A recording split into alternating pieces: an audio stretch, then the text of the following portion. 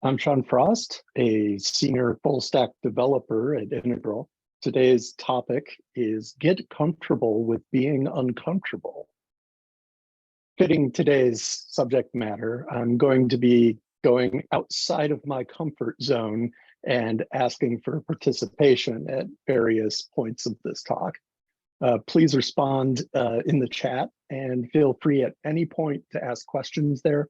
I'll try to incorporate your feedback into my carefully prepared presentation. It'll be good for me, I'm sure of it. Before we begin, I'd like to do a quick poll. Go ahead and type in the chat. How many of you have ever been uncomfortable on a project?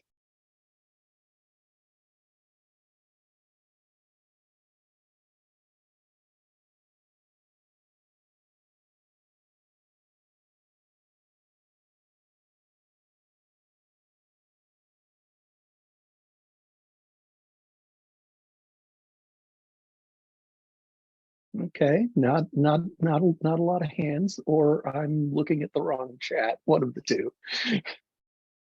All right. That might have felt uncomfortable for some of you. So I do appreciate the responses.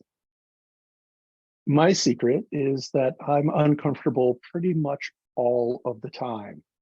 So I thought I'd share how I deal with that and keep adding to my projects. One thing is, before we get started, is that, well, today's talk is going to be uncomfortable for me for a few reasons. One is that I have a really bad cough right now. And the other is that I'm getting some furniture delivered, and it's coming in about 20 minutes. So hopefully that doesn't disrupt what's going on in the webinar. All right, let's get started. The title of the webinar comes from a colleague of mine who talks about the need to get comfortable with being uncomfortable. It's a phrase that resonates with me, but at first I couldn't understand why. What does it even mean?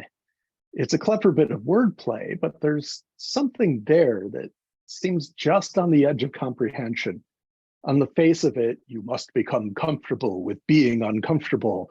Sounds like one of the kernels of wisdom from the Sphinx in the superhero spoof Mystery Men, going right up to the point of being confusing. Yet it spoke to me. After some thought and a few more rewatches of Mystery Men, I distilled the three main points that this phrase condensed for me. You can't avoid being uncomfortable. Ask why you aren't uncomfortable, and become more comfortable.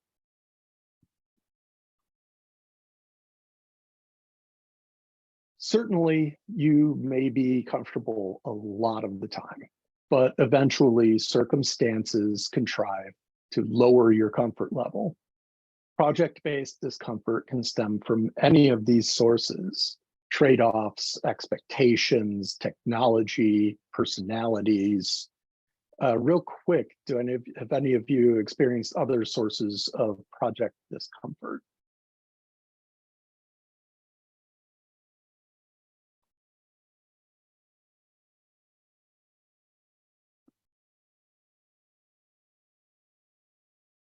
Unrealistic deadlines, timelines.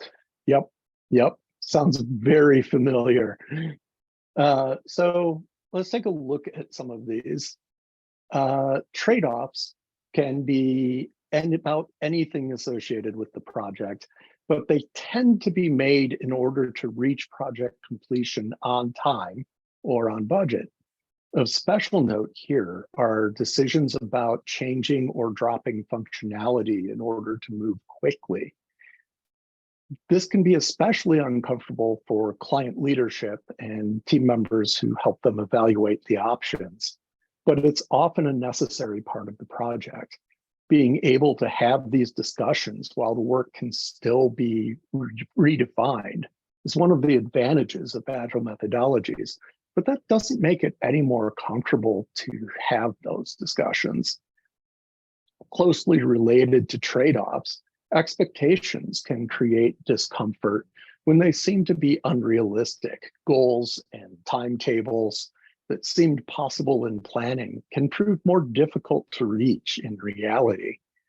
Estimates are made in good faith, but they are limited to extrapolations based on our prior experiences. Even a familiar problem space and a familiar technology can hold surprises in a new project environment.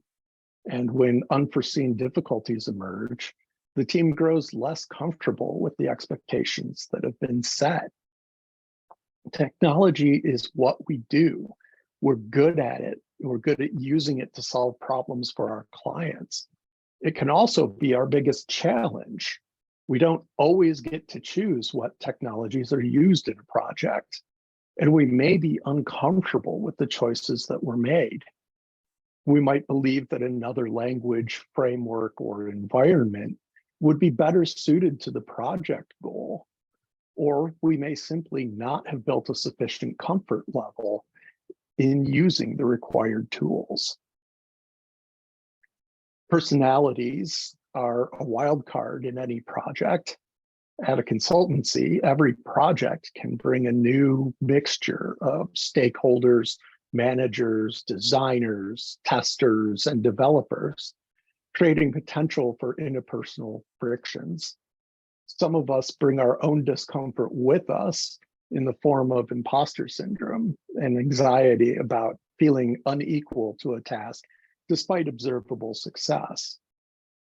Imposter syndrome is something with which I'm very familiar. My educational experience with computers and programming was limited to a single semester of Pascal, wherein I determined that arrays were some form of elf magic that would forever be beyond my understanding. By the late 1990s, I was working at a computer consultancy, collecting timesheets from programmers and keeping programmers out of the software library. I never found out why developers weren't allowed to access the software library, but that was my job. I had a lot of time on my hands, so I fooled around with making silly pages on GeoCities. Remember GeoCities? I was caught, of course, but rather than getting fired, I was turned into a developer. Y2K preparations made developers a hot commodity, and I suddenly found myself on an extreme programming team writing JSP, which made zero sense to me. And frankly, 25 years later, I still don't quite understand the appeal of JSP. After that, I was thrown into a Java XP team and started to learn a lot more about elf magic. I learned on the job. And luckily, my coworkers were patient instructors. But a quarter century later, I still feel like the minor administrative flunky that got caught writing simple HTML. This is uncomfortable, and pair programming means that I never get a reprieve from that feeling during the workday. All day, barring meetings, my brain tells me that I'm working with a real developer who will unmask me as a charlatan. Fortunately, that hasn't happened yet, but now all of you know. We can be uncomfortable for a lot of reasons, so we need to prepare for when that happens. Before exploring ways to regain comfort, let's take a hopefully instructive detour.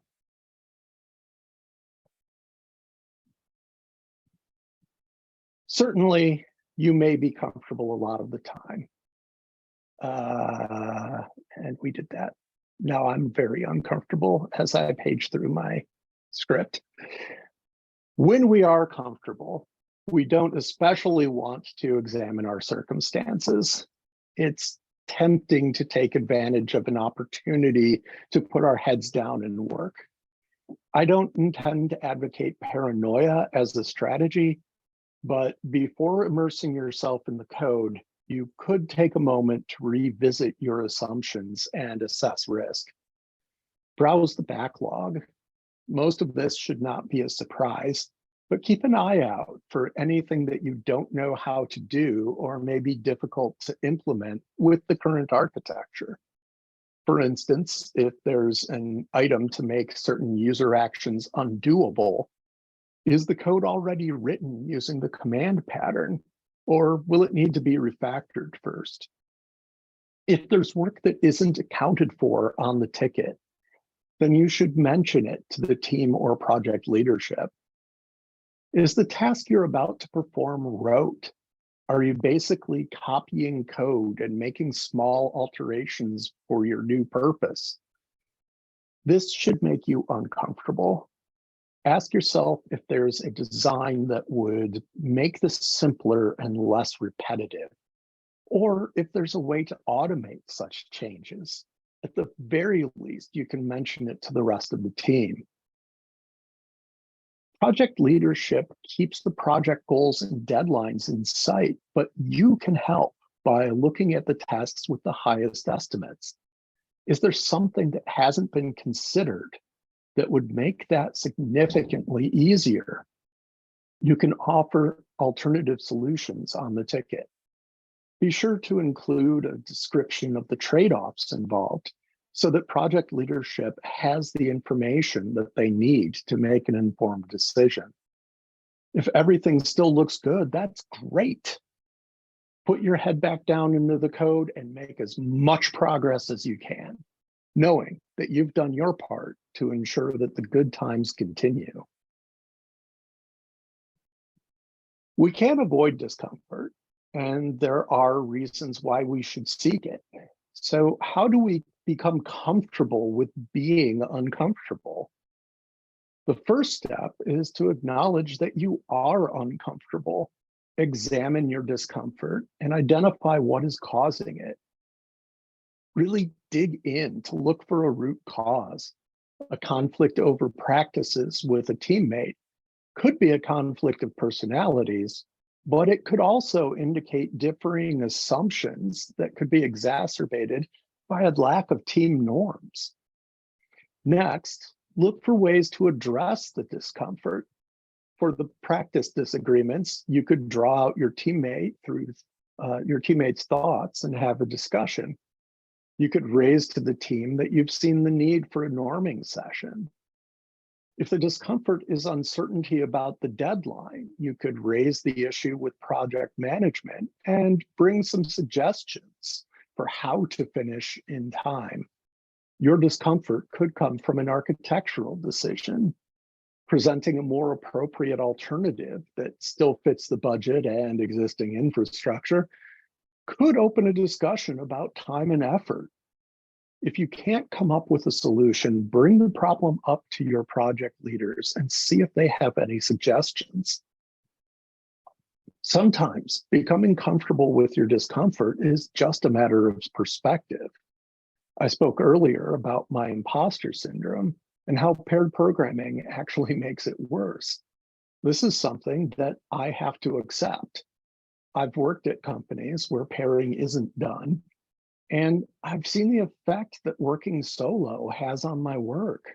It takes me longer on my own. My mind wanders, I get distracted, and the results aren't as good as with a pair.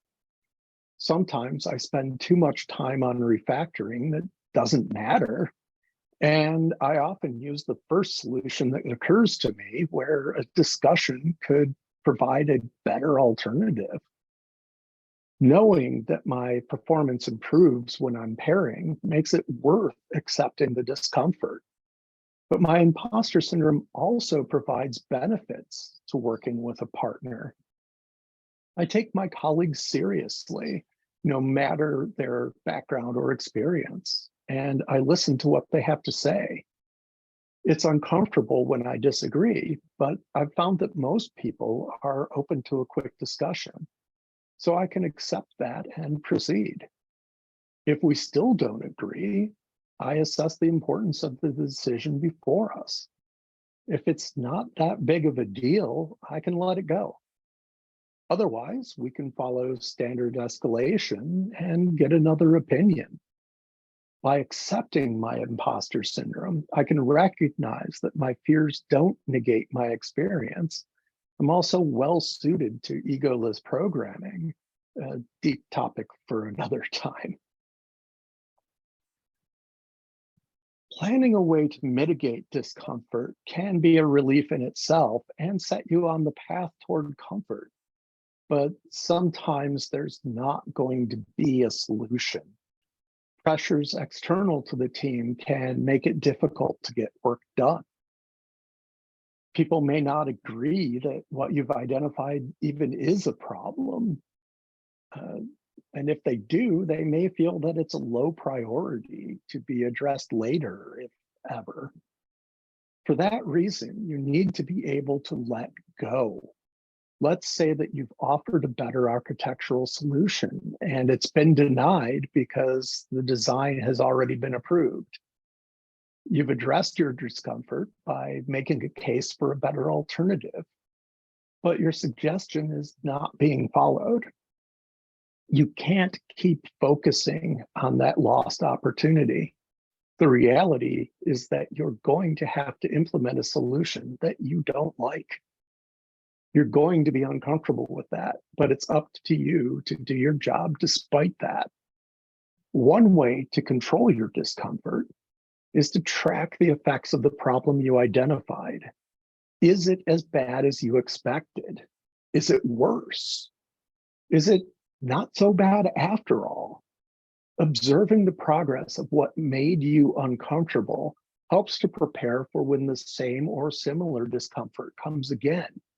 You'll have more information to inform discussions